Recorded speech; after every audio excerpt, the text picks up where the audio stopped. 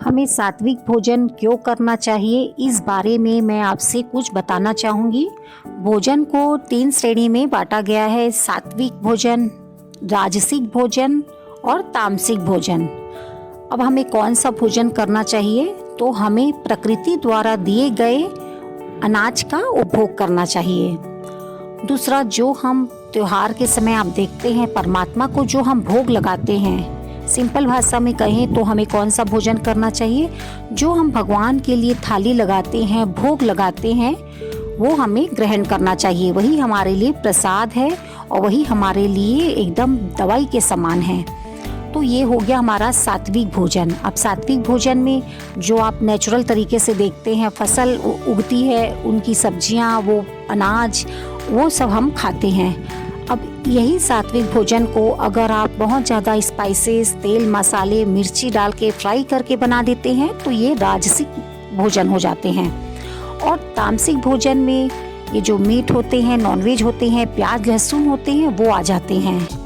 अब आप सोचिए खुद ही, हमारी जो मानव की संरचना है, शाकाहारी भोजन के हिसाब से हमारी संरचना है। जो हमारी बड़ी आंत है, छोटी आंत है, हमें जो सात्विक भोजन करते हैं वो हजम करने के लिए है। अगर जो तामसिक भोजन खाते हैं उनका वो खाना पचता नहीं है, कई दिनों तक वो पेट में ही सड़ता रहता है। और तीसरी बात ये है कि जब हम तामसिक भोजन जो लोग करते हैं, जैसे कि किसी का वो नॉनवेज खाते हैं, जो उनका जो जब उनको मारा जाता है, या फिर आप समझ सकते हैं उनको जो तकलीफ़ होती है, भय होता है, उसी समय वो शरीर जब छोड़ते हैं और उसको पका कर खाते हैं, तो जो खाया हुआ उनका जो साथ में उनके डर, चिंता, भय, असुरक्षा की भावना, सब हम वो अनाज को प्रोटीन के नाम से खा लेते हैं, लेकिन खाते क्या है, उनकी वाइब्रेशन भी उनके साथ रहती है। तो ऐसा भोजन आप खाएं जो आपको हजम हो, परमात्मा को जो हम चढ़ाते हैं। तो जो सात्विक भोजन होता है, हर हाल में हमारे लिए वही परफेक्ट है जो हम परमात्मा को भोग लगाते हैं। और सात्विक भोजन भी वो है जब किचन में शुद्ध मन से, साफ सफाई से, परमात्मा की याद में जो भोजन पकाया जाता है, भगवान को भोग लगाया जाता है, फिर घर के सदस्य उसको खाते हैं, तो जो उनकी मन बुद्धि आप देखेंगे बहुत उनकी एकदम शांत रहती है, प्रेम भरी रहती है। क्योंकि इस समय कलयुग का समय है, सभी का मन अशांत, क्रोध भरा हुआ है, क्योंकि वो वैसा ही खाना खाते हैं, उसी चिंता में खाना बनाते हैं। और कई लोग सात्विक भी अगर बना रहे हैं, तो अगर टेंशन में आप बना रहे हो, बहुत ज़्यादा आपको परेशानी है, भय है, तो वो सारे खाने में वाइब्रेशन चली जाती है, और जो जो उसको खाना खाता है उनके अंदर भी वो वाइब्रेशन साथ में जाती है।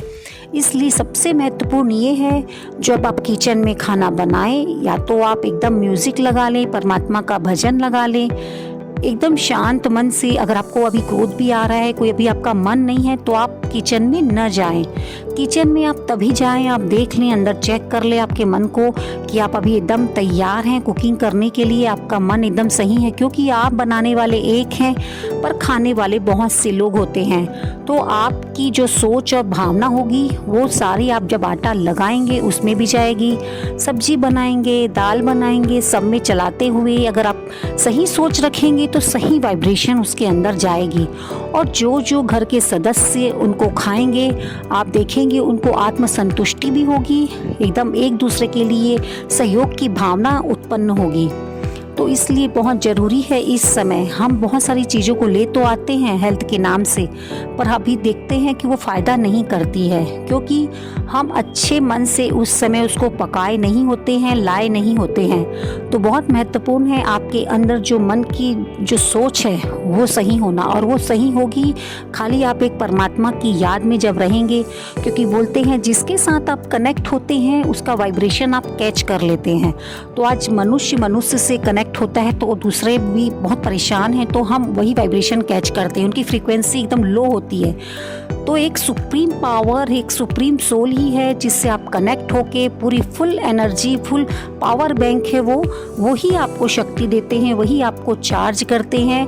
तब आप अपना घर का ख्याल रख सकते हैं। खाना बनाएंगे तो पूरी वाइब्रेशन उसके अंदर जाती है, हम भगवान को भोग लगाते हैं और फिर वो हमारे लिए दवा का काम करती है। तो आप इसको एक बार ज़रूर अपना इस टेक्निक को और सात्विक भोजन ग्रहण करें।